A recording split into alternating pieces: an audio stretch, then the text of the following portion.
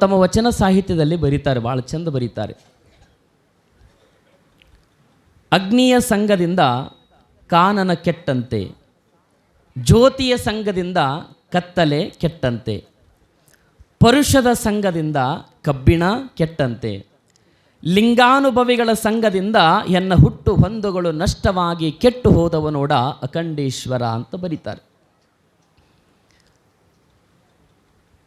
ಕಾನನ ಅಂತಂದರೆ ಕಾಡು, ಅರಣ್ಯ ಅಂತ ನಾವೆಲ್ಲ ಕರಿತೀವಿ. ಕಾಡು, ಕಾಡಿನೊಳಗೆ ಯಾರು ಹೋಗಿ ಬೆಂಕಿ ಹಚ್ತಾರೇನ್ರಿ? ಆದರೂ ಎಲ್ಲೋ ಒಂದು ಕಡೆ ಒಂದೊಂದು ಕಟ್ಟಿಗೆಗಳಿಗೆ ತಾಕಿದಾಗ ಅಲ್ಲಿ ಒಂದಿಟ್ಟು ಬೆಂಕಿ ಹುರಿ ಹಚ್ತದ. ಸ್ವಲ್ಪ ನೆನಪಿರಲಿ, ಒಂದು ಇಡೀ ಕಾಡೇ ಸುಡಬೇಕಾದ್ರೆ ಅದಕ್ಕೆ ಭಾಳಷ್ಟು ಏನೋ ಉರಿ ಹಚ್ಬೇಕಂತ ಏನಿಲ್ಲರಿ, ಒಂದು ಕಡ್ಡಿ ಕೊರೆದ್ರೆ ಸಾಕು ಇಡೀ ಕಾಡೆ ಸುಟ್ಟು ಹೋಗ್ತದೆ. ಬರೀ ಒಂದು ಕಡ್ಡಿ ರೀ.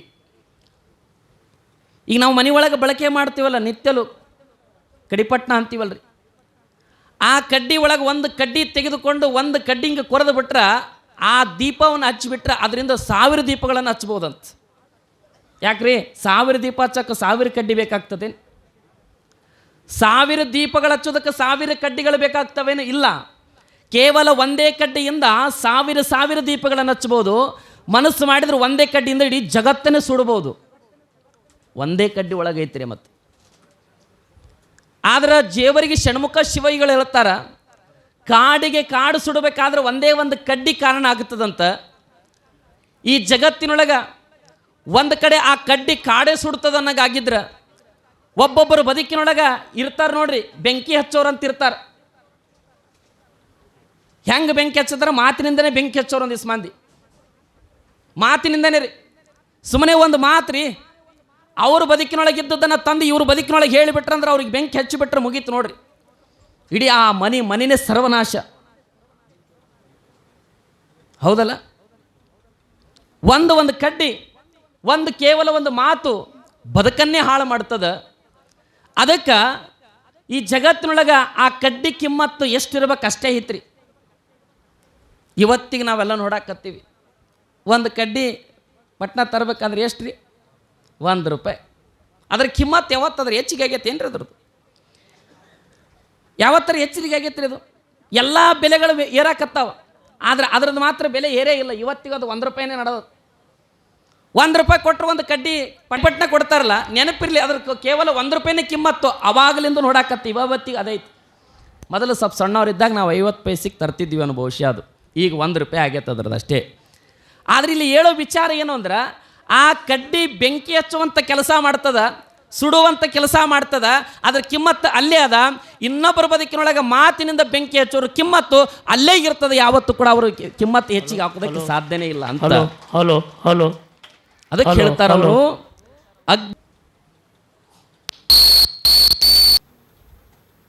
ದೀಪ ಹಚ್ತೀವಿ ನಾವೆಲ್ಲ, ಹಿಂದಿನ ಕಾಲಕ್ಕೆ ಹಚ್ತಿದ್ರಿ ಅವು ಕಕ್ಕ. ಈಗೆಲ್ಲ ಚಾರ್ಜಿಂಗ್ ಬಂದವು ಬಿಡ್ರಿ. ಈಗ ಒಂದು ಸಲ ಅದನ್ನು ಚಾರ್ಜ್ ಆಗಿಬಿಟ್ರೆ ಮುಗೀತು, ಅದು ಮತ್ತೆ ಬೆಳಕು ನಡೀತೈತೆ ರೀ. ಇನ್ವೇಟ್ರ್ ಬಂದತ್ತೆ ಈಗೆಲ್ಲ, ಅದು ಮತ್ತೆ ಬೇರೆ ರೀ. ಬೈದ್ರು ಹೋಗ್ತತೇನು, ಒಡೆದ್ರು ಹೋಗ್ತತೇನು? ಅದು ಎಷ್ಟು ವರ್ಷದ ಕತ್ತಲೆ ಇರ್ಲಕ್ಕ, ಒಂದು ಗವಿ ಒಳಗೆ ಹೋಗಿ ಕತ್ತಲೆ ಇತ್ತು ಅಂದರೆ ಆ ಗವಿ ಒಳಗಿರುವಂಥ ಕತ್ತಲೆ ಮಾಯ ಆಗ್ಬೇಕನ್ನಂಗೆ ಆಗಿದ್ರೆ, ಕೇವಲ ಒಂದು ಸಣ್ಣ ದೀಪ ಹಚ್ಚಿಕೊಂಡು ಒಳಗೆ ಹೋಗಿಬಿಟ್ರೆ ಆ ಕತ್ತಲೆ ಹೊಡೆದೋಡಿಸಿಬಿಡ್ತದ, ಬೆಳಕು ಕೊಟ್ಟು ಬಿಡ್ತದ, ಕತ್ತಲೆನೇ ಮಾಯ ಆಗಿಬಿಡ್ತದ. ಪರುಷದ ಸಂಘದಿಂದ ಕಬ್ಬಿಣ ಕೆಟ್ಟಂತೆ. ಪರುಷಮಣಿ ಅಂತ ಬರ್ತದ್ರಿ, ಅದು ನಾವು ನೋಡಿಲ್ಲ, ನೀವು ನೋಡಿರ್ಲಕ್ಕಿಲ್ಲ. ಬಹುಶಃ ನೋಡಿದ್ರೆ ನೋಡಿರ್ಬೋದು ನೀವೆಲ್ಲ ಪರುಷಮಣಿ. ನಾನಂತೂ ನೋಡಿಲ್ರಿ. ಆ ಪರುಷಮಣಿಗೆ ಎಷ್ಟು ತಾಕತ್ತಿರ್ತದಂದ್ರೆ, ಒಂದು ಕಬ್ಬಿಣವನ್ನು ತಂದು ಅದಕ್ಕೆ ತಾಕಿಸ್ಬಿಟ್ರೆ ಸಾಕು, ಕಬ್ಬಿಣವನ್ನು ಚಿನ್ನವನ್ನಾಗಿ ಬಂಗಾರವನ್ನಾಗಿ ಮಾಡುವಂಥ ಶಕ್ತಿ ಸಾಮರ್ಥ್ಯ ಒಂದು ಪರುಷಮಣಿಗಿರ್ತದಂತ.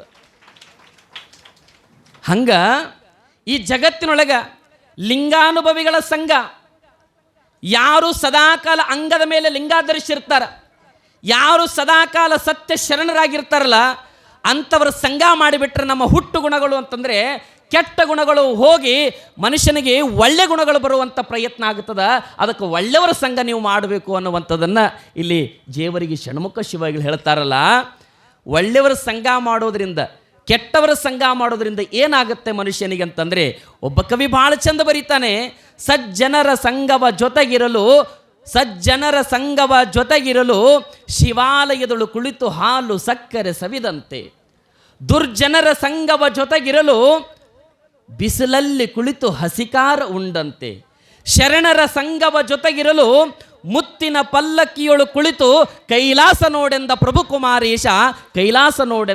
ಕುಮಾರೇಶ ಅಂತ ಬರೀತಾರೆ. ನೋಡ್ರಿ, ಸಜ್ಜನರ ಸಂಘ ಮಾಡಿದ್ರೆ ಸಜ್ಜನರನಾಗೆ ಮಾಡ್ತದಂತ, ದುರ್ಜನರ ಸಂಘ ಮಾಡಿದ್ರೆ ದುರ್ಜನರನಾಗೆ ಮಾಡುತ್ತಂತ, ಶರಣರ ಮಹಾತ್ಮರ ಸಂಘ ಮಾಡಿದ್ರೆ ಮಹಾತ್ಮರನಾಗೆ ಮಾಡ್ತದಂತ. ಈ ಜಗತ್ತಿನೊಳಗೆ ಬಸವಣ್ಣ ಹೇಳಿದ ಸಂಘದಲ್ಲಿ ಎರಡುಂಟು, ಒಂದು ಇಡಿ, ಒಂದು ಬಿಡು. ಸಂಘದಲ್ಲಿ ಎರಡುಂಟು, ಒಂದು ಇಡಿ, ಒಂದು ಬಿಡು. ಯಾವುದು ಹಿಡ್ಕೊಳ್ಬೇಕು, ಯಾವುದನ್ನು ಬಿಡಬೇಕು, ಅದು ನಮಗೆ ಬಿಟ್ಟಾನ್ರಿ ಬಸವಣ್ಣ. ಹೇಳಿ ಹೋಗ್ಯಾನ ಬಸವಣ್ಣ. ಸಂಘದೊಳಗೆ ಎರಡುಂಟು, ಒಂದು ಹಿಡಿ, ಒಂದು ಬಿಡು ಅಂತ ಹೇಳ್ಯಾನ. ಯಾವುದು ಹಿಡ್ಕೊಳ್ಬೇಕಂತ ಗೊತ್ತಾಗಲಾರ್ದಕ್ಕಾಗಿ ಯಾವುದು ಹಿಡ್ಕೊಳ್ಬೇಕಾಗ್ಯದ ಅದನ್ನು ಬಿಡಾಕತ್ತೀವಿ, ಯಾವುದು ಬಿಡಬೇಕಾಗ್ಯದಲ್ಲ ಅದನ್ನು ಹಿಡ್ಕೊಳಕತ್ತೀವಿ ಅಂತ ಹೇಳ್ತದೆ. ಸಂಘ ಮಾಡ್ರಿ ಅಂತ ನಾ ಒಂದು ಪುರಾಣದೊಳಗೆ ಹೇಳಕತ್ತಿದ್ದೆ ರೀ. ಒಬ್ಬ ಹೆಣ್ಮಗಳು ಎದ್ದು ನಿಂತು ಕೇಳಿದಿಲ್ರಿ ನನಗೆ, ಅಜ್ಜರ ಭಾಳ ಹೇಳಕತ್ತೀರಿ ಸಂಘ ಮಾಡ್ರಿ ಅಂತ. ಸಂಘದೊಳಗೆ ಭಾಳ ಅವ್ರಿ, ಧರ್ಮಸ್ಥಳ ಸಂಘ ಮಾಡಿದ್ರೆ ನಡೀತಿದೆ ಅಂದಳು ನನಗೆ. ಆಕಿ ಏನು ಮಾಡ್ತೀರಿ ಇಂಥವ್ರಿಗೆ? ಧರ್ಮಸ್ಥಳ ಸಂಘ ಮಾಡಿದ್ರೆ ನಡೀತಿದೇನೋ ಅಂತ ನನಗೆ ಕೇಳಿದಳು. ನಾ ಹೇಳಕತ್ತದು ಎಂಥವರ ಸಂಘ? ನಾ ಹೇಳೋದು ಧರ್ಮಸ್ಥಳ ಸಂಘ ಅಲ್ಲ, ಮತ್ತೊಂದು ಮಗದೊಂದು ಸಂಘ ಅಲ್ಲ, ಗುರುವಿನ ಸಂಘ, ಸಜ್ಜನರ ಸಂಘ, ಒಳ್ಳೆಯವರ ಸಂಘ, ದೊಡ್ಡವರ ಸಂಘ. ನಾವ್ಯಾರು ಸಂಘ ಮಾಡಿವ್ರಿ? ಗುರುವಿನ ಸಂಘ ಮಾಡಿವಿ. ಸದ್ಗುರು ವಿಶ್ವಾರಾಧ್ಯ ಮಳೇಂದ್ರ ಶಿವಾಚಾರ್ಯರ ಗುರುವಿನ ಸಂಘ ಮಾಡಿವಂತ ಅಪ್ಪನ ಮಠದೊಳಗೆ ಬಂದಿಷ್ಟೆಲ್ಲ ಕುಂತೀವಿ ನೋಡ್ರಿ ನಾವೆಲ್ಲ. ಮತ್ತು ಸಂಘ ಮಾಡ್ಲವ್ರದ್ದು ಇಟ್ಟತ್ತಿಗೆ ಅವು ಎಲ್ಲಿರ್ತಾವ ನಾವು ಅವರಿಗೆ ಹತ್ತಿದ್ದ ಕತೀರಿ. ಸಂಘದ ಮಹತ್ವರೇ ನಿಮಗಿನ್ನೂ ಸ್ವಲ್ಪ ತಿಳಿಯಂಗೆ ಹೇಳ್ತೀನಿ ನೋಡ್ರಿ, ಸಂಘ ಅಂದರೆ ಹೆಂಗಿರ್ತದಂತ ನೋಡ್ರಿ. ಒಳ್ಳೆಯವರ ಸಂಘ ಒಳ್ಳೆಯವ್ರನ್ನಾಗೆ ಮಾಡ್ತದಂತ, ಕೆಟ್ಟವ್ರ ಸಂಘ ಕೆಟ್ಟವ್ರನ್ನಾಗೆ ಮಾಡ್ತದಂತ. ನಿಮ್ಗೆ ಸ್ವಲ್ಪ ತಿಳಿಯಂಗೆ ಹೇಳ್ಬೇಕಂದ್ರೆ, ಮನ್ಯಾಗ 1 ಡಜನ್ ಬಾಳೆಹಣ್ಣು ತಂದೀವಿ ನಾವು, 1 ಡಜನ್ ಬಾಳೆಹಣ್ಣು ತಂದೀವಿ, ಬುಟ್ಟಿ ಒಳಗೆ ಬಾಳೆಹಣ್ಣು ಇಟ್ಟಿವಿ, ತಿನ್ನಬೇಕಾಗಿತ್ತು ತಿಂದಿಲ್ಲ, ಹಂಗೆ ಇಟ್ಟಿವಿ ನಾವು. ತಿನ್ನಬೇಕಾಗಿತ್ತು ತಿಂದಿಲ್ಲ, 1 ಬಾಳೆಹಣ್ಣು ಕೊಳತತ್ತದ್ರ, ಅದು ಹಾಗೆ ಬಿಟ್ಟರೆ ಏನಾಗತ್ತೆ? ಹೇಳ್ರಿ ಹಿಂಗ್ಯಾಕೆ ಓಸು ಕೆಡ್ತಾವ. 1 ಬಾಳೆಹಣ್ಣು ಕೆಟ್ಟದ, ಅದನ್ನು ಹಾಗೆ ಬಿಟ್ಟು ಅಂದ್ರೆ ಅವು ಇನ್ನೂ 11 ಬಾಳೆಹಣ್ಣು ಕೆಡಿಸ್ಬಿಡ್ತದ, 11 ಬಾಳೆಹಣ್ಣು ಕೆಡಿಸಿಬಿಡ್ತದೆ. ನಮಗೆ ತಿಳಿದದ ಇದು 1 ಬಾಳೆಹಣ್ಣು ಕೊಳ್ತದ, ಇದನ್ನು ತೆಗೆದು ಬಿಟ್ರೆ ಅವು ಇನ್ನೂ ಕೊಳೆಯಂಗಿಲ್ಲ, ಅವು ತಿನ್ನಕ್ಕೆ ಬರ್ತಾವಂತ ನಮಗೆ ಗೊತ್ತದ, ಪರಿಜ್ಞಾನ ಐತೆ ನಮಗೆ, ಜ್ಞಾನ ಐತೆ ನಮಗೆ. ಅವಾಗ ಏನು ಮಾಡ್ತೀವಿ, ಆ ಬಾಳೆಹಣ್ಣು ತೆಗೆದು ಹೊರಗೆ ಹೋಗಿತೀವಿ. ಇನ್ನೂ ಸ್ವಲ್ಪ ನಿಮಗೆ ತಿಳಿಯಂಗೆ ಹೇಳ್ಬೇಕಂದ್ರೆ, ನಮ್ಮ ತಾಯಿಯಂದರು ಕಾಯಿಪಲ್ಲೆ ಮಾರ್ಕೆಟಿಗೆ ಹೋಗ್ತಾರೆ, ಈ ಟೊಮಟೊ ಹಣ್ಣು ತೊಗೊಂಡು ಬರ್ತಾರೆ, ತೊಗೊಂಡು ಬಂದು ಮನ್ಯಾಗ ಇಟ್ಟಿರ್ತಾರೆ. ಒಂದಿಟ್ಟು 2-3 ಬಳಸಿ ಅಡುಗೆ ಮಾಡೋದ್ರಾಗೆ ಇನ್ನೊಂದಿಷ್ಟು ಉಳಿದಿರ್ತಾವೆ, ಅದ್ರಾಗ 1 ಕೊಳತಿರ್ತದೆ. ಮತ್ತು ನಮ್ಮ ತಾಯಿ ಅಂದ್ರೆ ಇದು ಕೊಳತಿದ್ದನ್ನು ತೆಗಿ ಹೋಗಿಬೇಕಂತ ಅದನ್ನು ಕಿತ್ತು ಒಗೆದು ಬಿಡ್ತಾರೆ. ಮೊದಲು ಒಗಿಲಿಲ್ಲ ಅಂದ್ರೆ ಏನಾಗ್ತದೆ ರೀ, ಅವನು ಕೊಳಿಸಿಬಿಡ್ತದು. ಇಲ್ಲಿ ಮನುಷ್ಯನಿಗೆ ಪರಿಜ್ಞಾನ ಅದ, 1 ಬಾಳೆಹಣ್ಣು ಕೊಳತಂಥ ಬಾಳೆಹಣ್ಣು ಅದರೊಳಗೆ ಬಿಟ್ರೆ ಎಲ್ಲ ಹಣ್ಣುಗಳನ್ನು ಕೊಳಿಸ್ಬಿಡ್ತದಂತೇಳಿ ನಮಗೆ ಪರಿಜ್ಞಾನ ಅದ. ಆದರೆ ಮನೆಯೊಳಗೆ ಪ್ರತಿಯೊಬ್ಬ ಹಿರಿಯರು ಒಂದು ಮಾತು ಹೇಳ್ತಿದ್ರು, ತಮ್ಮ ನೀ ಅವ್ರ ಸಂಘ ಮಾಡಬೇಡು, ಅವ್ರ ಗೆಳೆತನ ನೀ ಮಾಡಕ್ಕೆ ಹೋಗಬೇಡ, ಅವರು ಕೆಟ್ಟವರದಾರ, ಅವರು ಒಳ್ಳೆಯವರಲ್ಲ, ಅವರು ಸಂಘ ಮಾಡಿದೆ ಅಂದ್ರೆ, ಅವ್ರ ಗೆಳೆತನ ಮಾಡಿದೆ ಅಂದ್ರೆ ನೀನು ಕೆಟ್ಟು ಹೋಗ್ತೀನಿ, ತಪ್ಪು ದಾರಿ ಹಿಡಿತಿ ತಮ್ಮ, ಅವರು ಸಂಘ ಮಾಡಬೇಡ ಅಂದರೂ ಕೂಡ ಇವು ಒಳ್ಳೆಯವ್ರ ಸಂಘ ಬಿಟ್ಟ ಕೆಟ್ಟವ್ರ ಸಂಘ ಮಾಡೋ ಜಗತ್ನಾಗದಾರ. ಇಲ್ಲಿ ನಮಗೆ ಪರಿಜ್ಞಾನ ಇಲ್ಲ, ಇಲ್ಲಿ ನಮಗೆ ಪರಿಜ್ಞಾನವಿಲ್ಲ. ಒಳ್ಳೆಯವ್ರ ಸಂಘ ಮಾಡಬೇಕಲ್ಲ, ಒಳ್ಳೆಯವ್ರ ಸಂಘ ನಾವೆಲ್ಲ ಮಾಡಬೇಕು. ಒಳ್ಳೆಯವರ ಸಂಘ ಮಾಡೋದ್ರಿಂದ ಮನುಷ್ಯ ಒಳ್ಳೆತನ್ನೇ ಮಾಡ್ತಾನಂತ, ಸಮಾಜದಾಗ ಒಳ್ಳೆಯವನಾಗೇ ಬದುಕ್ತಾನಂತ, ಅವನ ಬಾಯಿ ಒಳಗೆ ಒಳ್ಳೆಯ ಮಾತುಗಳೇ ಬರ್ತಾವಂತ. ಯಾರು ಕೆಟ್ಟವರ ಸಂಘ ಮಾಡ್ತಾರ ಈ ದೇಶದ ದ್ರೋಹಿ ಆಗ್ತಾನ, ಅವನ ಬಾಯಿ ಒಳಗೆ ಕೆಟ್ಟ ಮಾತುಗಳೇ ಬರ್ತಾವಂತ. ಬೇಕಾದ್ರೆ ನೋಡ್ರಿ, ನೀವು ಕೆಟ್ಟವ್ರ ಸಂಘ ಮಾಡಿದವ್ರು ಬಾಯಾಗ ಕೇಳ್ರಿ ಅವ್ರ ಮಾತುಗಳು, ಅವು ಬೇರೆನೇ ಬರ್ತಾವೆ ಅವ್ರ ಬಾಯಾಗ ಮಾತುಗಳು. ಅವು ಎಲ್ಲಿ ಪುಸ್ತಕದ ಹುಡುಕ್ಯಾಡ್ರಿ ಸಿಗಂಗಿಲ್ಲ ರೀ ಅವು ಶಬ್ದಗಳು, ಅಂತಂಥ ಮಾತುಗಳು ಆಡ್ತಾರೆ ಅವರು. ಪುಸ್ತಕದ ಹುಡುಕ್ಯಾಡ್ರಿ ಸಿಗಂಗಿಲ್ಲ ರೀ ಅವು ಏನು ಹೊಸ್ದಾಗಿ ಅವರೇ ಕಂಡಿಡ್ದಿರ್ತಾರೋ ಯಾವ ಪುಸ್ತಕದಾಗ ಓದ್ಯಾರೋ ಗೊತ್ತಿಲ್ಲ ಒಟ್ಟು. ಇದು ಎಂಥವ್ರ ಸಂಘ ಅಂದರೆ ಕೆಟ್ಟವರ ಸಂಘ. ಇದು ಕೆಟ್ಟವರ ಸಂಘ ಕೆಟ್ಟದ್ದನ್ನೇ ಮಾಡಿಸುತ್ತ, ಒಳ್ಳೆಯವರ ಸಂಘ ಒಳ್ಳೆಯದನ್ನೇ ಮಾಡಿಸುತ್ತಂತ. ತನ್ನಂಗ ಮಾಡ್ಕೊಂಡು ಬಿಡ್ತತ್ರಿ ಅದು. ಯಾವುದು ಸಂಘ ಮಾಡ್ತೀವಿ ಅದು ತನ್ನಂಗ ಮಾಡ್ಕೊಂಡು ಬಿಡ್ತದೆ. ವಿಶ್ವಾರಾಧ್ಯ ಮಳೇಂದ್ರ ಗುರುವಿನ ಸಂಘ ಮಾಡಿ ಬಂದ್ರೆ ನಾವೆಲ್ಲ ವಿಶ್ವಾರಾಧ್ಯ ಗುರುವರ ಗುರುವಿನ ಸ್ವರೂಪ ನಾವೆಲ್ಲ ಹಾಗೇ ಬಿಡ್ತೀವಿ. ಆಗೋದು ಸಾಧ್ಯನೇ. ಈಗ ಮನೆಯೊಳಗೆ ರೀ ಅಡುಗೆ ಮಾಡ್ತೀವಿ ನೋಡಿ, ಅವನು ತನ್ನಂಗೆ ಹೆಂಗೆ ಮಾಡ್ಕೋತದ ಅಂತ ಹೇಳಕತ್ತೀನಿ. ಸ್ವಲ್ಪ ತಿಳಿಯಂಗೆ ಹೇಳ್ತೀನಿ. ಒಳ್ಳೆಯವ್ರ ಸಂಘ ಮಾಡಿದ್ರೆ ಏನಾಗುತ್ತೆ, ಕೆಟ್ಟವ್ರ ಸಂಘ ಮಾಡಿದ್ರೆ ಏನಾಗುತ್ತೆ ಅನ್ನೋದಕ್ಕೆ ನಾನು ಸ್ವಲ್ಪ ಹೇಳ್ತೀನಿ ನಿಮಗೆ.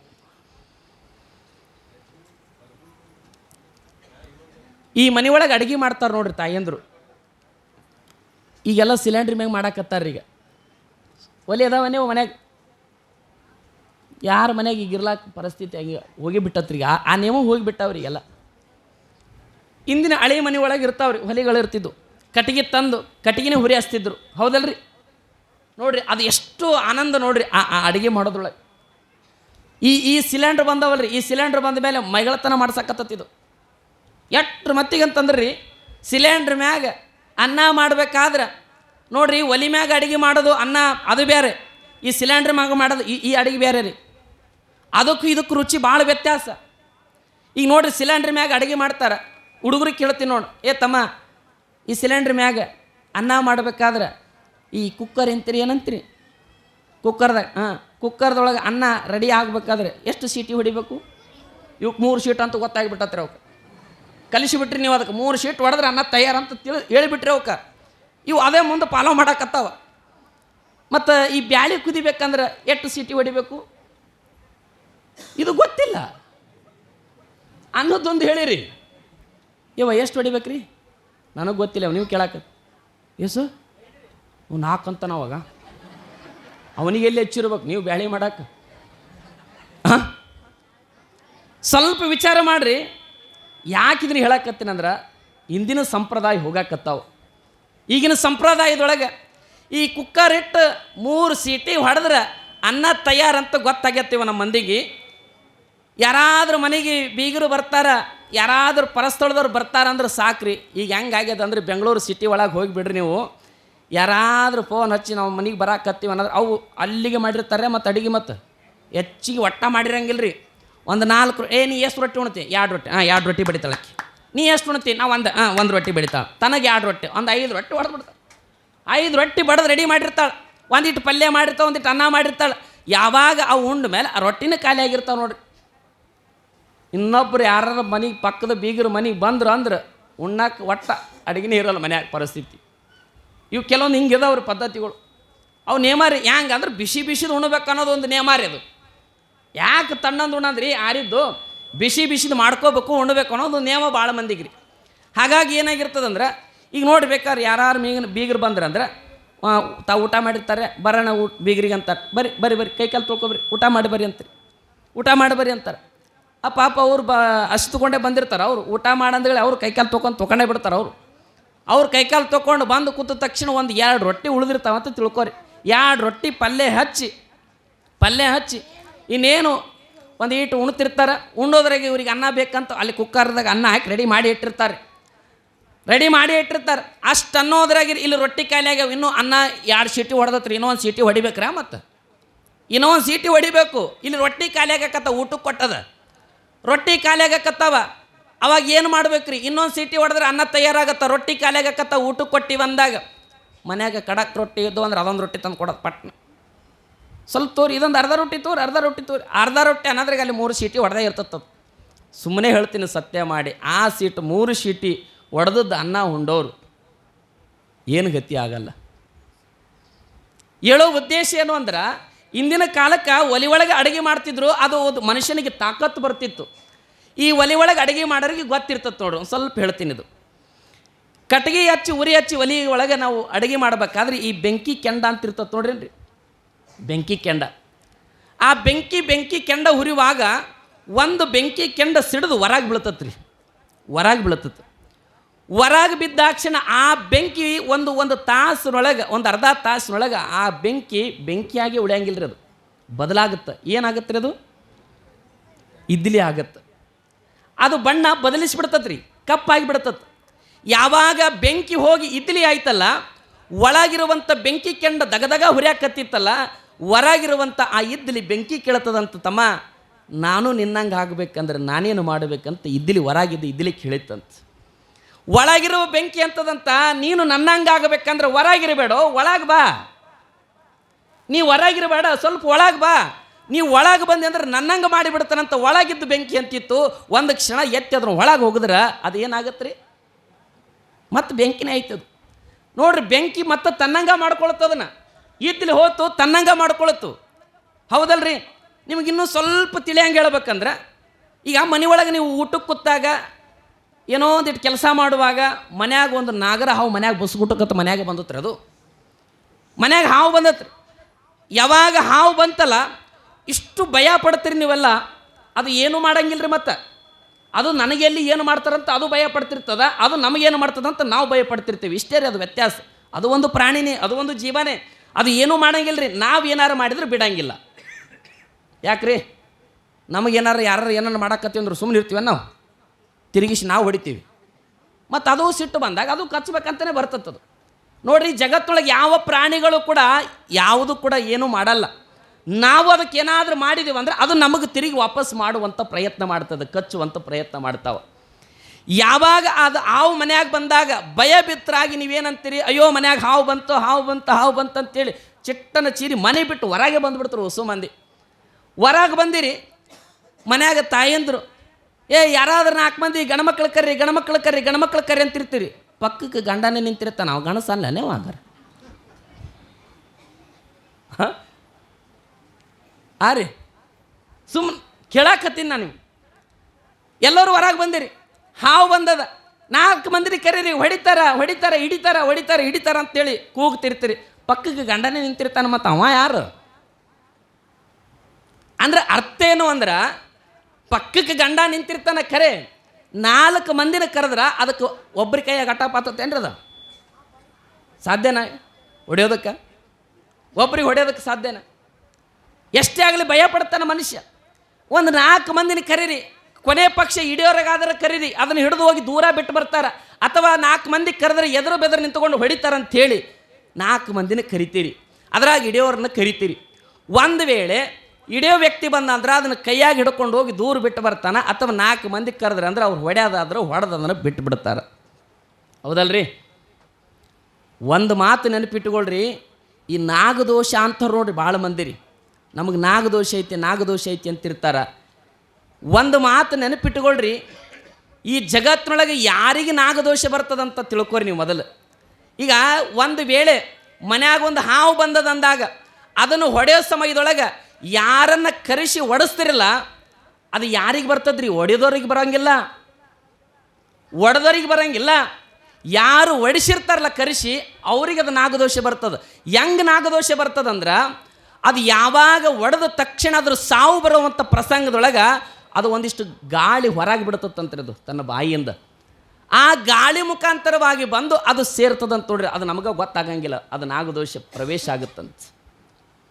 ಅಂಥ ಹಾವನ್ನು 4 ಮಂದಿನ ಕರೆದು ಹೊಡಿಸಿದ್ರಿ ಅಥವಾ ಹಿಡಿದು ಹೊರಗೆ ಬಿಟ್ರಿ, ಭಯ ಬಿದ್ರಿ, ಭಯಕ್ಕೊಳಗಾದ್ರಿ. ಈಗ ನಾನು ನಿಮಗೆ ಕೇಳ್ತೀನಿ ಕಾಕ, ಮನ್ಯಾಗ ಬಂದ ಹಾವು ಈಗ ಅಪ್ಪನ ಗುಡ್ಯಾಗ ಬಂದು, ಮಳೇಂದ್ರ ಶಿವಳವ್ರ ಗದ್ದಿಯಾಗ ಬಂದು ಅಪ್ಪನ ಗದ್ದಿಗೆ ಲಿಂಗದ ಮ್ಯಾಲೆ ಹೋಗಿ ಸುತ್ತಕೊಂಡು ಎಡಿ ಎತ್ಕೊಂಡು ಕುಂತತ್ರಿ. ಅದು ಅವಾಗ ಏನು ಮಾಡ್ತೀರಿ ಹೇಳ್ರಿ ನೋಡೋಣ? ಸ್ವಲ್ಪ ಹೇಳ್ರಲ್ಲ ಬಾಯಿ ಇದ್ದವ್ರು. ಒಳಗೆ ಬಂದು ಅಪ್ಪನ ಎಡಿ ಮೇಲೆ, ಈಶ್ವರ ಲಿಂಗದ ಮೇಲೆ ಹಿಂಗೆ ಎಡೆ ಎತ್ಕೊಂಡು ಕುಂತಿತ್ತಂದ್ರೆ ಎಲ್ಲರೂ ಏನು ಮಾಡ್ತೀರಿ? ಕೈ ಮುಗಿದು ಬಿಡ್ತೀರಿ.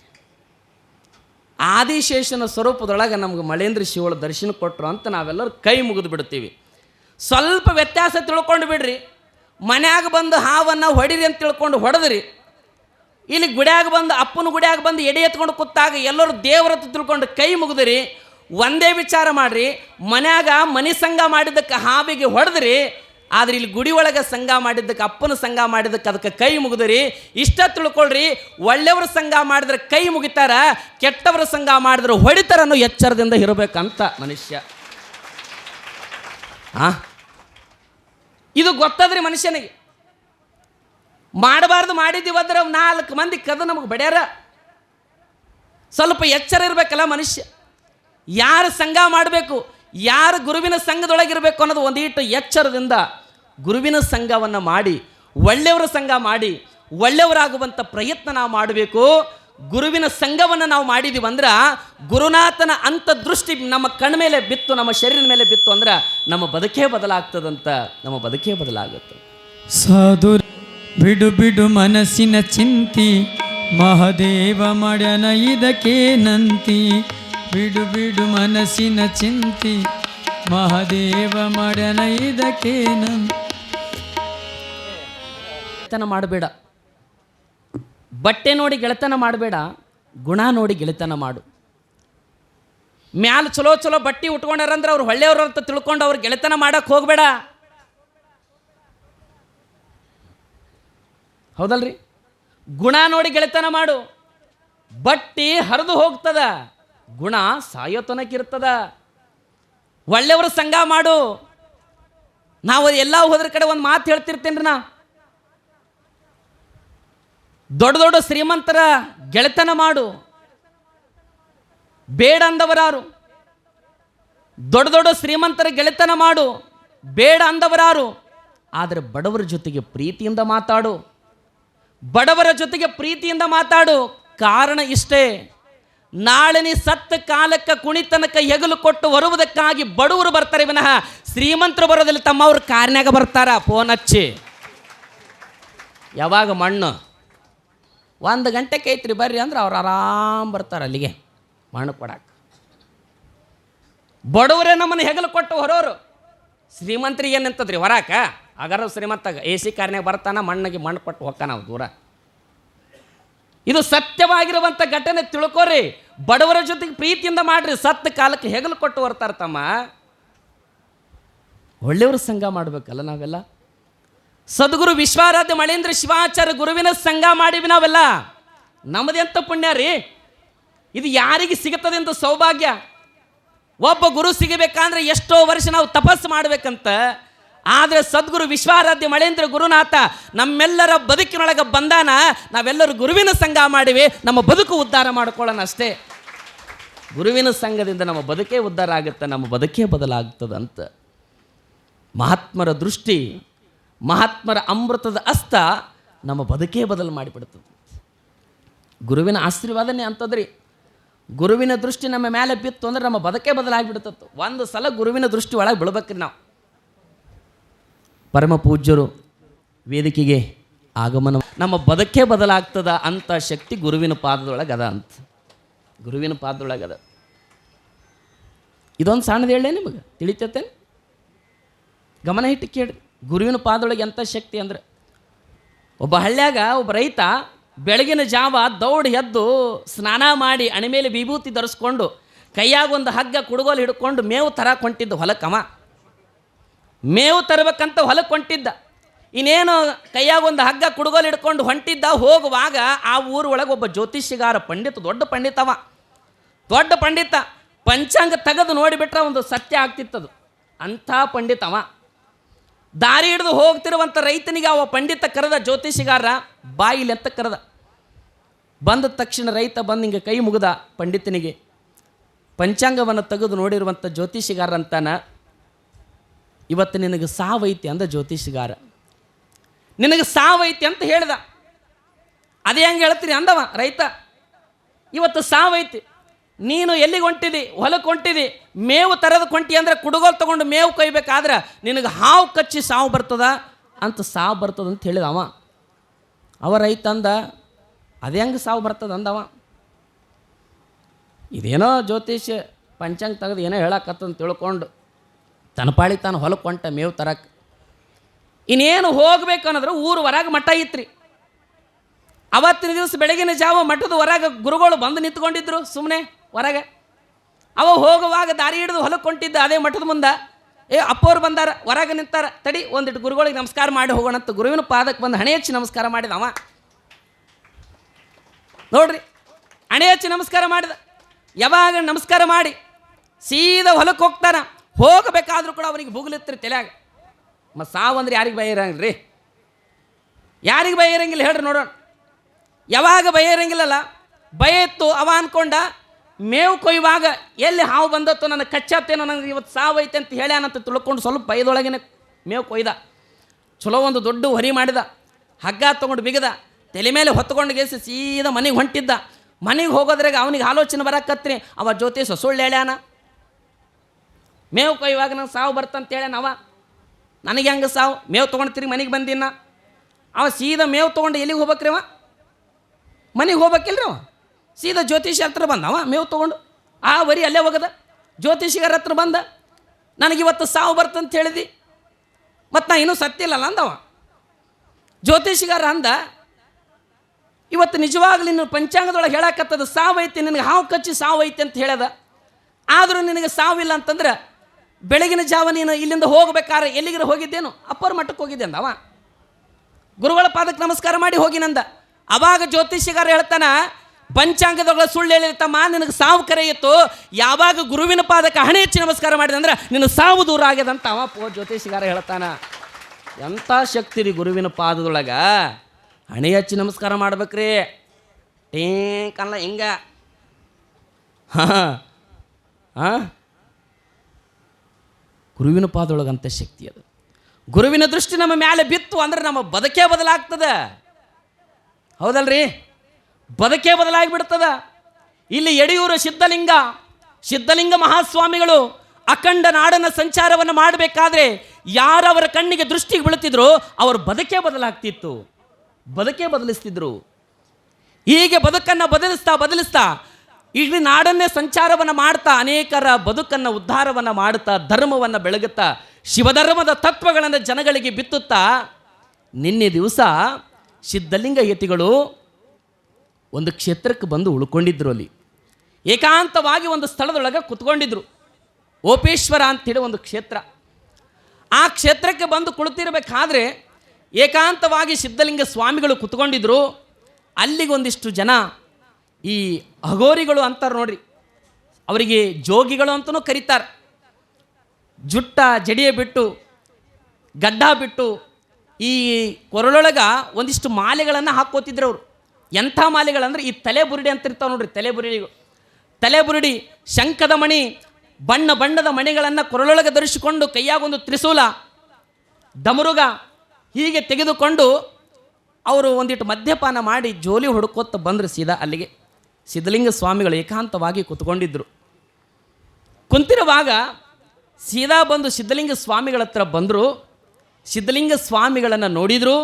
ಯಾವಾಗ ಕಾವಿಯನ್ನು ಧರಿಸಿ ಅಣಿ ಮೇಲೆ ತ್ರಿಪುಂಡ ಧಾರಣ, ಕೊರಳೊಳಗ ರುದ್ರಾಕ್ಷಿ, ಕೊರಳೊಳಗ ಇಷ್ಟಲಿಂಗ, ಕೈ ಒಳಗೊಂದು ಜಪಮಾಲೆ, ಯೋಗದಂಡ, ತೀರ್ಥ ಕಮಂಡಲ, ಯಾವಾಗ ಹಿಂಗ ಏಕಾಂತವಾಗಿ ಸಿದ್ಧಲಿಂಗ ಸ್ವಾಮಿಗಳು ಕುಳಿತುಕೊಂಡಿರ್ಬೇಕಾದ್ರೆ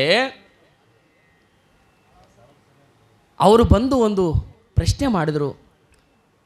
ಏನ್ರೀ ಸ್ವಾಮಿಗಳ ಕುಳಿತುಕೊಂಡ್ರಿ ಏನು, ಏನ್ರೀ ಸ್ವಾಮಿಗಳ ಕುಂತೀರೇನು ಅಂತ ಹಿಂಗೆ ಪ್ರಶ್ನೆ ಮಾಡಿದರು. ಆವಾಗ ಕುಂತ್ಕೊಂಡಿವಿ ಅಂದರು ಸಿದ್ಧಲಿಂಗ ಸ್ವಾಮಿಗಳು. ಅವ್ರಿನ್ನು ಬಂದು ಸಿದ್ಧಲಿಂಗ ಸ್ವಾಮಿಗಳ ಪಕ್ಕಕ್ಕೆ ಕುತ್ಕೊಳಕತ್ರು ಅವರು ಅಘೋರಿಗಳು. ಕೂಡಬೇಕಾದ್ರೆ ನಡ್ಕೋತ ಬಂದಿದ್ರಲ್ಲ, ಮದ್ಯಪಾನನೂ ಮಾಡಿದ್ದವು. ಒಂದಿಟ್ಟು ಹಾಸ್ಯದೊಳಗ್ರಿ, ವಿನೋದವಾಗಿ ಒಂದಿಟ್ಟು ನಿಂದನೆ ಮಾಡೋ ರೀತಿ ಒಳಗೆ ಒಂದಿಟ್ಟು ಮಾತುಗಳನ್ನು ಆಡಾಕತ್ತಿದ್ರು ಅವರು. ಸಿದ್ಧಲಿಂಗ ಸ್ವಾಮಿಗಳಿಗೆ ನಿಂದನೆ ಮಾಡೋ ಮಾತಿನೊಳಗೆ ಮಾತಾಡಕತ್ತಿದ್ರು. ಅವ್ರು ಬಂದು ಹಿಂಗೆ ಸಿದ್ಧಲಿಂಗ ಸ್ವಾಮಿಗಳ ಪಕ್ಕಕ್ಕೆ ಕೂಡಬೇಕಾದ್ರೆ ಈಗ ನೋಡ್ರಿ, ನಾವು ಎಲ್ಲಾರಿಂದ ಸ್ವಲ್ಪ ಬಾಜಾರಕ್ಕೆ ಹೋಗಿ ಸಂತಿಗೆ ಹೋಗಿ ನಡ್ಕೋತ ಬಂದು ಸುಸ್ತಾಗಿ ಬಂದು ಕುತ್ಕೊಂಡುಗಳಿಗೆ ಏನಂತೀವ್ರಿ ನಾವು? ಶಿವ ಭಗವಂತ ಅಂತೀವಿಲ್ರಿ. ಅವರು ಸಿದ್ಧಲಿಂಗ ಸ್ವಾಮಿಗಳಿಗೆ ಒಂದೀಟು ನಿಂದನೆ ಮಾಡೋ ರೂಪದೊಳಗೆ, ಹಾಸ್ಯದೊಳಗೆ, ವಿನೋದದ ರೀತಿ ಒಳಗೆ ಭೈರೇಶ್ವರನ್ನ ಸ್ಮರಣೆ ಮಾಡಕತ್ರು. ಶಿವ ಭೈರೇಶ್ವರ ರಕ್ಷಿಸು ಬ್ರಹ್ಮಾಂಡದ ಒಡೆಯ, ಆಪತ್ ಬಾಂಧವ ಅಂತೇಳಿ ಒಂದಿಟ್ಟು ಹಾಸ್ಯದ ರೀತಿಯೊಳಗೆ ಕುತ್ಕೊಂಡ್ರು ಅವ್ರಿ. ಬ್ರಹ್ಮಾಂಡದ ಒಡೆಯ ಭೈರೇಶ್ವರ, ರಕ್ಷಿಸು ರಕ್ಷಿಸು ರಕ್ಷಿಸು ಅಂತ ತಿಳ್ಕೊಂಡು ಅಲ್ಲೇ ಕೂತ್ಕೊಂಡ್ರು. ಸಿದ್ಧಲಿಂಗ ಸ್ವಾಮಿಗಳು ನಕ್ರು ಮನುಷ್ಯನೊಳಗೆ. ಯಾವಾಗ ಹಿಂಗೆ ನಕ್ರಲ್ಲ ಸಿದ್ಧಲಿಂಗ ಸ್ವಾಮಿಗಳಂದರು, ನಿಮ್ಮ ಬೈರೇಶ್ವರ ರಕ್ಷಿಸು ರಕ್ಷಿಸು ಅಂದ್ರಿ, ಬ್ರಹ್ಮಾಂಡದ ಒಡೆಯ ಅಂತ ನೀವು ಮಾತಾಡ್ತೀರಲ್ಲ, ನಿಮ್ಮ ಬೈರೇಶ್ವರನ ಕತೆ ನಿಮಗೆ ಗೊತ್ತೇನು ಅಂತ ಕೇಳಿದ್ರಿ ಸಿದ್ಧಲಿಂಗ ಸ್ವಾಮಿಗಳು. ನಿಮ್ಮ ಭೈರವನ ಕತೆ ನಿಮಗೆ ಗೊತ್ತೇನು? ಆ ಭೈರವನ ಕತೆ ಭೂಲೋಕಕ್ಕೆ ಅವನೇ ಒಡೆಯ ಅಂತ ನೀವು ಮಾತಾಡಕತ್ತಿರಲ್ಲ, ಅವ ಹೆಂಗಾಗತ್ತಾನ ಈ ಜಗತ್ತಿಗೆ ಬ್ರಹ್ಮಾಂಡಕ್ಕೆ ಅವ ಒಡೆಯ ಹೆಂಗಾಗ್ತಾನ? ನಿಮ್ಮ ಭೈರವನ ಕತೆ ನಿಮಗೆ ಗೊತ್ತೇನು? ಅವನ ಹುಟ್ಟಿದ್ದು ಅವನ ಜನನ ಹೇಗಾಗಿದೆ ಅನ್ನೋದು ನಿಮಗೆ ಗೊತ್ತೇನು ಅಂತ ಸಿದ್ಧಲಿಂಗ ಸ್ವಾಮಿಗಳು ಅವನ ಕಥೆಯನ್ನು ಹೇಳ್ತೀನಿ ಕೇಳ್ರಿ ಅಂದ್ರವರು. ಅವನ ಚರಿತ್ರೆಯನ್ನು ಬಿಚ್ಚಿಡ್ತೀನಿ ಕೇಳ್ರಿ ಅಂದರು ಸಿದ್ಧಲಿಂಗ ಸ್ವಾಮಿಗಳು. ಕೈಲಾಸದೊಳಗೆ ಯಾವ ಭಸ್ಮಾಸುರ ಅನ್ನುವಂಥ ರಾಕ್ಷಸ, ನೀವೆಲ್ಲ ಕೇಳಿರ್ತೀರಿ ಭಸ್ಮಾಸುರನ ಕತೆ. ಆ ಭಸ್ಮಾಸುರ ಯಾವಾಗ ಲೋಕಕ್ಕೆ ಕಂಟಕನಾಗಿರಬೇಕಾದ್ರೆ ಯಾವ ಪರಮಾತ್ಮ ವಿಷ್ಣುವಿನಿಗೆ ಅಪ್ಪಣೆ ಕೊಟ್ಟಿದ್ದ, ಅವನನ್ನು ಹೇಗಾದರೂ ಮಾಡಿ ಸಂಹಾರ ಮಾಡಬೇಕು ಭಸ್ಮಾಸುರನನ್ನು. ಒಂದು ವೇಳೆ ಸಂಹಾರ ಮಾಡಲಿಲ್ಲ ಅಂದರೆ ಲೋಕಕ್ಕೆ ಕಂಟಕನಾಗಿ ಲೋಕವನ್ನು ನಾಶ ಮಾಡ್ತಾನ, ಅವನನ್ನು ಸಂಹಾರ ಮಾಡಬೇಕು ಅಂತ ಪರಮಾತ್ಮ ವಿಷ್ಣುವಿನಿಗೆ ಹೇಳಿದ್ದ, ವಿಷ್ಣು ಪರಮಾತ್ಮನಿಗೆ. ಯಾವಾಗ ವಿಷ್ಣು ಪರಮಾತ್ಮ ಭಸ್ಮಾಸುರನ ಸಂಹಾರ ಮಾಡಬೇಕು ಅಂತೇಳಿ ಅವನನ್ನು ಯಾವ ರೀತಿಯಾಗಿ ಸಂಹಾರ ಮಾಡಬೇಕಂತೇಳಿ ವಿಷ್ಣು ಪರಮಾತ್ಮ ಒಂದು ರೂಪವನ್ನು ತಾಳಿದ್ದ. ಯಾವುದು? ಮೋಹಿನಿ ರೂಪ. ಮೋಹಿನಿ ರೂಪವನ್ನು ತಾಳಿ ಬಂದು ಆ ಭಸ್ಮಾಸುರನ ಸಂಹಾರ ಮಾಡ್ತಾನೆ. ಹೆಂಗೆ ಸಂಹಾರ ಮಾಡಿದಂತ ತಮಗೆಲ್ಲ ಗೊತ್ತಿರುವಂಥದ್ರಿ. ವಿಷ್ಣು ಪರಮಾತ್ಮ ಮೋಹಿನಿ ರೂಪದೊಳಗೆ ಬಂದ. ಅವಾಗ ಅವನು ಸಂಹಾರ ಮಾಡಬೇಕಾದ್ರೆ ಭಸ್ಮಾಸುರ ಮೋಹಿನಿ ರೂಪದೊಳಗಿರುವಂಥ ವಿಷ್ಣುನನ್ನು ನೋಡಿ ಮೋಹಕ್ಕೊಳಗಾಗ್ತಾನೆ. ನೀನು ನನ್ನನ್ನು ಮದುವೆ ಆಗು ಅಂದ. ಯಾವಾಗ ಮದುವೆ ಆಗು ಅಂದಾಗ ವಿಷ್ಣು ಪರಮಾತ್ಮ ಮೋಹಿನಿ ರೂಪದಲ್ಲಿ ಇರಬೇಕಾದ್ರೆ, ನಾನು ನಿನ್ನ ಮದುವೆ ಆಗಬೇಕಂದ್ರೆ ನಂದೊಂದು ಷರತ್ತದ, ನಾ ಹೇಳ್ದಂಗೆ ನೀ ಮಾಡಿದ್ರೆ ನಾನು ನಿನ್ನ ಮದುವೆ ಆಗ್ತೀನಿ ಅಂದವ. ನೋಡ್ರಿ, ವಿಷ್ಣು ಪರಮಾತ್ಮ ಮೋಹಿನಿ ರೂಪದೊಳಗೆ ಹೇಳಕತ್ತಾನೆ. ಭಸ್ಮಾಸುರ ಅಂದ, ಏನು ಮಾಡಬೇಕು? ನಾನು ನೃತ್ಯವನ್ನು ಮಾಡ್ತೀನಿ, ಭರತನಾಟ್ಯ ಮಾಡ್ತೀನಿ. ಆ ನೃತ್ಯದೊಳಗೆ ನಾನು ಹೆಂಗೆ ಮಾಡ್ತೀನಿ, ನೀನು ಹಂಗೆ ಮಾಡಬೇಕು. ಅದರೊಳಗೆ ನೀನು ನನ್ನ ಸೋಲಿಸಿದ್ರೆ, ನೀನು ಗೆದ್ದಿ ಅಂದ್ರೆ ನಾನು ನಿನ್ನ ಮದುವೆ ಹಾಕಿನ ಅಂತ ಮೋಹಿನಿ ರೂಪದೊಳಗೆ ವಿಷ್ಣು ಪರಮಾತ್ಮ ಹೇಳಿದ.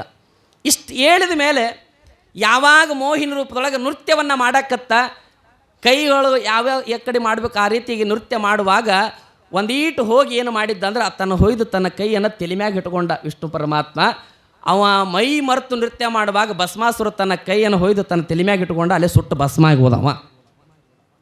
ಯಾಕಂದ್ರೆ ಅಂತ ವರ ಪಡ್ಕೊಂಡಿದ್ದಾರೆ ಅವ. ಯಾರು ಮುಟ್ತೀನಿ ಅವ್ರು ಭಸ್ಮ ಆಗ್ಬೇಕಂತ ವರ ಪಡ್ಕೊಂಡಿದ್ದವ. ಅವ ಎಂತ ವರ ಪಡ್ಕೊಂಡಿರ್ಬೇಕ್ರಿ. ಇದು ಸಂಹಾರ ಆದ ಮೇಲೆ ವಿಷ್ಣು ಪರಮಾತ್ಮ ಕೈಲಾಸಕ್ಕೆ ಬಂದು ಪರಮಾತ್ಮಿಗೆ ಕೈ ಮುಗಿದು ಹೇಳಿದ, ಏ ಪರಮಾತ್ಮ, ನೀ ಹೇಳಿದಾಗ ಭಸ್ಮಾಸುರ ಲೋಕ ಕಂಟಕನಾಗಿರುವಂಥ ಭಸ್ಮಾಸುರ ಸಂಹಾರ ಮಾಡಿದೆ ಅಂದ. ಭಾಳ ಆನಂದ ಆದ ಪರಮಾತ್ಮ. ಆನಂದವಾಗಿ ಪರಮಾತ್ಮ ಕೇಳ್ತಾನೆ, ಏ ವಿಷ್ಣು, ನೀನು ಮೋಹಿನ ರೂಪವನ್ನು ತಾಳೆವನ್ನು ಸಂಹಾರ ಮಾಡಿದಲ್ಲ, ಆ ಮೋಹಿನ ರೂಪವನ್ನು ನಾನು ಈಗ ನೋಡಬೇಕು, ನನಗೆ ಅದು ರೂಪ ತೋರಿಸು ಅಂದ. ಆ ರೂಪವನ್ನು ಮತ್ತೊಮ್ಮೆ ನನಗೆ ತೋರಿಸು ಅಂದ. ವಿಷ್ಣು ಪರಮಾತ್ಮ ಮತ್ತೊಮ್ಮೆ ಮೋಹಿನ ರೂಪವನ್ನು ತಾಳಿ ಪರಮಾತ್ಮನ ಮುಂದೆ ನಿಂತ್ಕೊಂಡಾಗ ಅಲ್ಲಿ ಪರಮಾತ್ಮ ಸ್ವಲ್ಪ ಮೋಹಕ್ಕೊಳಗಾಗ್ತಾನೆ. ನೋಡ್ರಿ, ಯಾರಿಗೆ ಬಿಟ್ಟದ್ರಿ ಮೋಹ? ಯಾರಿಗೆ ಬಿಟ್ಟತ್ ಹೇಳ್ರಿ ನೋಡೋಣ. ಪರಮಾತ್ಮನಿಗೆ ಮೋಹ ಬಿಟ್ಟಿಲ್ರಿ, ಹೌದಲ್ರಿ? ಪರಮಾತ್ಮನಿಗೆ ಸಂಸಾರ ಬಿಟ್ಟಿಲ್ಲ. ಅವನಿಗೆ ಎಷ್ಟು ಮಂದಿ ಹ್ಯಾಂಡ್ರ ಅಂತ ಕೇಳಿದ್ರೆ ಎಷ್ಟು ಮಂದಿ ಅಂತೀರಿ ನೀವು? ಎಷ್ಟು ಮಂದಿಯೋ ಗೊತ್ತಿಲ್ಲ ಕಾಕ? ಎಷ್ಟು ಮಂದಿ ರೀ? ಇಬ್ಬರು, ಹೌದಲ್ರಿ? ಮೊದಲೇನೆ ಹೆಂಡತಿ ಯಾರ್ರಿ? ಪಾರ್ವತಿ, ದಾಕ್ಷಾಯಿಣಿ, ಹೌದಲ್ರಿ? ಮೊದಲನೇ ಹೆಂಡತಿ ದಾಕ್ಷಾಯಿಣಿ, ಮುಂದೆ ಎರಡನೇ ಹೆಂಡತಿ ಪಾರ್ವತಿ ದೇವಿ. ಇನ್ನೊಬ್ರು ಅಂತಾರೆ ತಲೆಯಾಗ ಇಟ್ಕೊಂಡು ನಾನು ಹಾಕೋಬೇಕಂತಾನೆ. ಮೂರನೇ ಹೆಂಡತಿ ಅಂತ ಮತ್ತೆ ಅದ್ರಾಗ ಇದು ಹೆಂಗೆ ರೀ? ಇದು ಎಲ್ಲೇನ? ಅದು ಇತಿಹಾಸ ಮತ್ತೆ ಬೇರೆ ಆದ್ರಿ, ಮತ್ತೆ ಅದು ಹೇಳಕ್ಕೆ ಕೂತ್ರೆ ಮತ್ತೆ ಈ ಪುರಾಣ ಬಗ್ಗೆ ಹೆಂಗಿಲ್ಲ, ಹೌದಿಲ್ಲ? ನೆನಪಿರಲಿ, ಪರಮಾತ್ಮನಿಗೆ ಮೋಹ ಬಿಟ್ಟಿಲ್ಲ. ಒಂದಿಟ್ಟು ವಿಷ್ಣು ಪರಮಾತ್ಮ ಮೋಹಿನಿ ರೂಪದೊಳಗಿರ್ಬೇಕಾದ್ರೆ ಅವನಿಗೆ ಒಂದಿಟ್ಟು ಮೋಹ ಒಳಗಾದ. ನೋಡ್ರಿ, ಜಗತ್ತೊಳಗೆ ಎಲ್ಲರಿಗೂ ಮೋಹ ಇರ್ತದ, ಆದರೆ ಅದು ಅತಿ ಮೋಹ ಆಗಬಾರ್ದಂತ. ಯಾರ ಮೇಲೆ ಅತಿವಾದ ಮೋಹ ಇಡಬಾರ್ದು. ಒಂದು ವೇಳೆ ಮೋಹ ಇಟ್ಟಿವಂದ್ರೆ ಅದು ಬದುಕೆ ನಮ್ಮನ್ನು ಸರ್ವನಾಶ ಮಾಡ್ತದಂತ. ಅತಿಯಾಗಿ ಮೋಹವನ್ನು ಇಡಬಾರ್ದಂತ. ಇಡ್ಬೇಕು, ಎಷ್ಟು ಇಡ್ಬೇಕು ಅಷ್ಟೇ ಇಡ್ಬೇಕಂತ ಹೇಳ್ತಾರಲ್ಲ. ಪ್ರಾಪಂಚಿಕ ಸುಖದ ಮೇಲಿರುವ ಮೋಹ ಕವಿ ಪಂಪನ ಮೇಲೆ ಇದ್ದಿದ್ದರೆ, ಮುತ್ತು ರತ್ನದ ಮೇಲಿರುವ ಮೋಹ ರತ್ನಾತ್ರಿಯರ ಮೇಲೆ ಇದ್ದಿದ್ದರೆ, ಹೆಣ್ಣು ಹೊನ್ನು ಮಣ್ಣಿನ ಮೇಲಿರುವ ಮೋಹ ರನ್ನ ಪೊನ್ನ ಜನ್ನನ ಮೇಲೆ ಇದ್ದಿದ್ದರೆ, ಬಡ್ಡಿಯ ಮೇಲಿರುವ ಮೋಹ ಹೇಮರೆಡ್ಡಿ ಮಲ್ಲಮ್ಮನ ಮೇಲೆ ಇದ್ದಿದ್ದರೆ, ಅಷ್ಟ ಐಶ್ವರ್ಯದ ಮೇಲಿರುವ ಮೋಹ ವಿಶ್ವೇಶ್ವರಯ್ಯನ ಮೇಲೆ ಇದ್ದಿದ್ದರೆ, ಅವಿವೇಕದ ಮೇಲಿರುವ ಮೋಹ ಸ್ವಾಮಿ ವಿವೇಕಾನಂದನ ಮೇಲೆ ಇದ್ದಿದ್ದರೆ, ಮೋಸದ ಮೇಲಿರುವ ಮೋಹ ಕುಮಾರವ್ಯಾಸನ ಮೇಲೆ ಇದ್ದಿದ್ದರೆ, ಅಂತ್ಯಾಕ್ಷರಿಯ ಮೇಲಿರುವ ಮೋಹ ಗುರು ಕೊಟ್ಟ ಪಂಚಾಕ್ಷರಿ ಮಹಾಮಂತ್ರದ ಮೇಲೆ ಇದ್ದಿದ್ದರೆ, ಕನ್ನಡಿಯ ಮೇಲಿರುವ ಮೋಹ ಕನ್ನಡದ ಮೇಲೆ ಇದ್ದಿದ್ದರೆ, ಕರ್ನಾಟಕ ಮಾತೆ ಈ ಗರ್ಭಕ್ಕೆ ಭಾರವಾಗುವ ಬದಲು ನಮ್ಮವರ ಬಾಳು ಬಂಗಾರವಾಗುತ್ತಿತ್ತಯ್ಯ ಅಂತ ಬರೀತಾರೆ. ಕನ್ನಡಿ ಮೇಲೆ ಮೋಹ ಇಟ್ಟಿವ್ರಿ ನಾವು ಒಂದಿಷ್ಟು ಮಂದಿರಿ. ಕನ್ನಡಿ ನೋಡಿದ್ದೆ ಯವ್ವ ನಿಮ್ಮದಲ್ಲ, ಮತ್ತು ನಮ್ಮ ಕಡೆದು ಹೇಳಕತ್ತೀನಿ. ಮತ್ತು ನೀವು ಸಿಟ್ಟಾಗಬೇಡ್ರಿ. ನಮ್ಮ ಕಡೆ ಭಾಳ ಕನ್ನಡಿ ನೋಡ್ಕೊತಾವ್ರಿ. ಎಲ್ಲರೂ ಕನ್ನಡಿ ನೋಡಾರೆ. ನಾವು ನೋಡಲಿಲ್ಲ ಅಂದ್ರೆ ನಡೆಯಂಗೇ ಇಲ್ಲ. ಯಾಕ್ರಿ? ಮನೆಯಿಂದ ಬರ್ಬೇಕಾರೆ ನಾವು ಹಂಗೆ ಬಂದಿರಿ ನೀವು. ನಾವು ನೋಡೀವಿ, ನಮ್ಮ ಕಾಕಂದ್ರು ಭೀ ನೋಡ್ಯಾರ. ಕಾಕ ನೋಡಿರಿಲ್ಲ? ನೀವು ನೋಡಿರಿ. ಯಾಕೆ ನೋಡಿರಿ? ಸ್ವಲ್ಪ ಚಂದ ಕಾಣೋದು, ಎಲ್ಲೆಲ್ಲಿ ಏನೇನಾಗ್ಯದ ಸ್ವಲ್ಪ ತಿದ್ಕೊಂಡು ಚಂದ ಮೇಕಪ್ ರೆಡಿಯಾಗಿ ಮಟ್ಟಕ್ಕೆ ಬಂದು ಕುಂದ್ರೋದು. ಒಂದು ವೇಳೆ ಕನ್ನಡಿ ನೋಡಿ ಬರಲಿಲ್ಲ ಅಂದ್ರೆ ನಮ್ಮನ್ನೇ ನೋಡ್ತಾರೆ ಎಲ್ಲರೂ. ಯಾಕಂದ್ರೆ ಎಲ್ಲಾರು ಏನಾರು ಆಗಿತ್ತಂದ್ರೆ ನೋಡ್ತಾರೆ, ನಗಕ್ಕೆ ಶುರು ಮಾಡ್ತಾರೆ. ಅದಕ್ಕೆ ನೋಡೇ ಬರೋ ನಾವು ಕನ್ನಡಿ ಮೋಹಕ್ಕಾಗಿ ನಾವು ಕನ್ನಡಿ ಮುಂದೆ ನಿಂತ್ಕೊಂಡ್ರೆ ಮೋಹಕ್ಕೊಳಗಾದ್ರೆ ಕನ್ನಡ ಉದ್ಧಾರ ಆಗಂದ್ರೆ ಹೆಂಗಾಗ್ತದೆ? ಯಾವಾಗ ಮೋಹಕ್ಕೊಳಗಾಗಿರುವಂಥ ಪರಮಾತ್ಮ ಆ ವಿಷ್ಣು ಪರಮಾತ್ಮ ಮೋಹಿನಿ ರೂಪದೊಳಗಿದ್ನಲ್ಲ, ಒಂದೀಟ್ ಹೋಗಿ ಹಿಂಗೆ ಅಪ್ಕೊಂಡಂತ ನೋಡ್ರಿ ಪರಮಾತ್ಮ. ಯಾರನ್ನ? ಮೋಹಿನಿನ. ಹಿಂಗೆ ಸ್ವಲ್ಪ ಅಪ್ಕೊಂಡಗಳಿಗೆ ಆ ಇಬ್ಬರ ಶರೀರದಿಂದ ಬೆವರು ಬಂತಂತ ನೋಡ್ರಿ. ಬೆವರು ಸುರಿತದ. ಒಂದು ಬೆವರಿನ ಹನಿ ಹೊರಗೆ ಬಿತ್ತು. ಆ ಬೆವರಿನ ಹನಿಯಿಂದ ಹುಟ್ಟಿದವನೇ ಭೈರವ ಅಂತರ. ಆ ಭೈರವ ಬೆವರಿನಿಂದ ಹುಟ್ಟಿರುವಂಥ ನಿಮ್ಮ ಭೈರವ, ಆ ಭೈರವ ಬ್ರಹ್ಮಾಂಡಕ್ಕೆ ಹೆಂಗೆ ಒಡೆಯನಾಗ್ತಾನೋ, ಸಿದ್ಧಲಿಂಗ ಸ್ವಾಮಿಗಳಂತಾರೆ, ಬೆವರಿನಿಂದ ಹುಟ್ಟಿರುವಂಥ ಭೈರವನನ್ನ ಬ್ರಹ್ಮಾಂಡದ ಒಡೆಯ, ಆಪತ್ ಬಾಂಧವ ಅಂತ ನೀವು ಎಲ್ಲರೂ ಕೂಡ ಕೊಂಡಾಡ್ತಿರಲ್ಲ, ಅವ ಹೆಂಗ ಬ್ರಹ್ಮಾಂಡದ ಒಡೆಯ ಆಗ್ತಾನೋ? ಜಗತ್ತಿಗೆ ಏಕೈಕ ಒಡೆಯ ಅಂದರೆ ಪರಮಾತ್ಮ, ಆ ಜಗನ್ನಾಥ. ಅವನೇ ಸ್ವರೂಪವಾಗಿ ಜಗತ್ತಿಗೆ ಬಂದವನು ಮಡೇಂದ್ರ ಶಿವಯೋಗಿ. ಅವನೇ ಬ್ರಹ್ಮಾಂಡದ ಒಡೆಯ. ಅವನು ಬಿಟ್ಟರೆ ಮತ್ತೆ ಯಾರದಾರ್ರಿ? ಇಂಥ ಕಥೆಗಳನ್ನು ಅವರಿಗೆ ನಾನಾ ರೀತಿಯಿಂದ ಉಪದೇಶವನ್ನು ಮಾಡ್ತಾರೆ ಸಿದ್ಧಲಿಂಗ ಯತಿಗಳು. ಯಾವಾಗ ಸಿದ್ಧಲಿಂಗ ಯತಿಗಳಲ್ಲಿ ಉಪದೇಶವನ್ನು ಮಾಡಿ ಮುಂದವರಿಗೆ ಧರ್ಮದ ಬೋಧನೆಗಳನ್ನು ತಿಳಿಸಿ, ಇಲ್ಲಿ ಆ ದೇವರು ಈ ದೇವರು ಅನ್ನೋ ಭೇದ ಭಾವ ಬೇಡ, ನಾಮ ಹಲವು, ದೇವರು ಒಬ್ಬನೇ. ನೋಡೋದಕ್ರಿ ದೇವರ ಹೆಸರುಗಳು ಸಾಕಷ್ಟು ಅದಾವ. ನಮ್ಮ ಭಕ್ತಿ ಒಳಗೆ ನಾವು ಹೆಸರು ದೇವರುಗಳನ್ನು ಕರಿತೀವಿ ಅಷ್ಟೇ.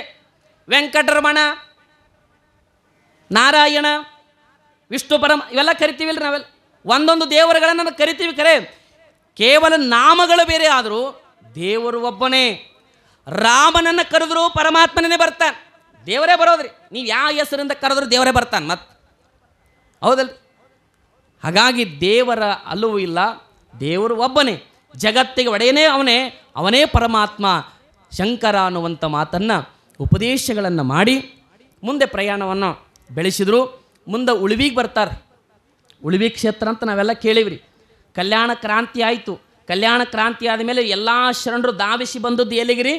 ಉಳುವಿಗೆ ಬಂದರು. ಒಂದಿಷ್ಟು ಜನ ಎಲ್ಲ ಉಳುವಿಗೆ ಬಂದರು. ವಚನ ತಾಂಡೋಲೆಗಳನ್ನು ರಕ್ಷಣೆ ಮಾಡಿರುವಂಥ ಒಂದಿಷ್ಟು ಶರಣರನ್ನು ನಾವೆಲ್ಲ ನೆನಪು ಮಾಡ್ಕೊಳ್ಬೇಕಲ್ಲ. ಚೆನ್ನ ಬಸವಣ್ಣ, ಮಡಿವಾಳ ಮಾಚಯ್ಯ, ಒಂದಿಷ್ಟು ಶರಣರೆಲ್ಲ ತಮ್ಮ ವಚನ ಸಾಹಿತ್ಯಗಳನ್ನು ಕಟ್ಟಿಕೊಂಡು ರಕ್ಷಣೆ ಮಾಡಬೇಕು, ವಚನ ಸಾಹಿತ್ಯಗಳನ್ನು ರಕ್ಷಣೆ ಮಾಡಬೇಕು, ಜಗತ್ತಿಗೆ ಕೊಡಬೇಕು ಅಂತೇಳಿ ಕಲ್ಯಾಣದ ಕ್ರಾಂತಿ ನಡೀಬೇಕಾದ್ರೆ ಯುದ್ಧವನ್ನು ಮಾಡಿ, ಪರಾಕ್ರಮದಿಂದ ಯುದ್ಧವನ್ನು ಮಾಡಿ ಆ ವಚನ ಸಾಹಿತ್ಯಗಳನ್ನು ರಕ್ಷಣೆ ಮಾಡಿಕೊಂಡು ಬಂದು ಉಳಿವಿ ಕಡೆ ಬರ್ತಾರೆ.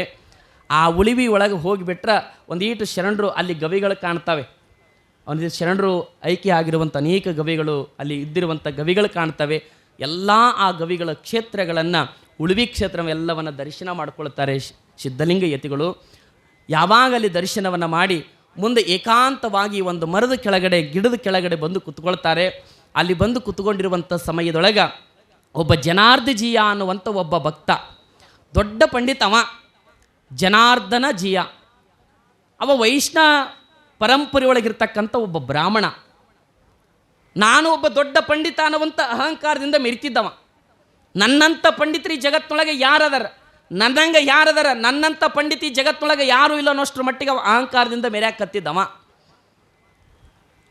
ಅವನಲ್ಲಿ ಒಂದು ವಿದ್ಯೆಗಳಿದ್ದವು ರೀ ಒಂದಿಷ್ಟು. ಈ ಮಾಯಾವಿ ವಿದ್ಯೆ ಅಂತ ಕರೀತಾರೆ ನೋಡ್ರಿ, ಮಾಯವಿದ್ಯೆ. ಅವನು ಒಂದಿಟ್ಟು ಸಾಕಿಕೊಂಡಿದ್ದಾರವ.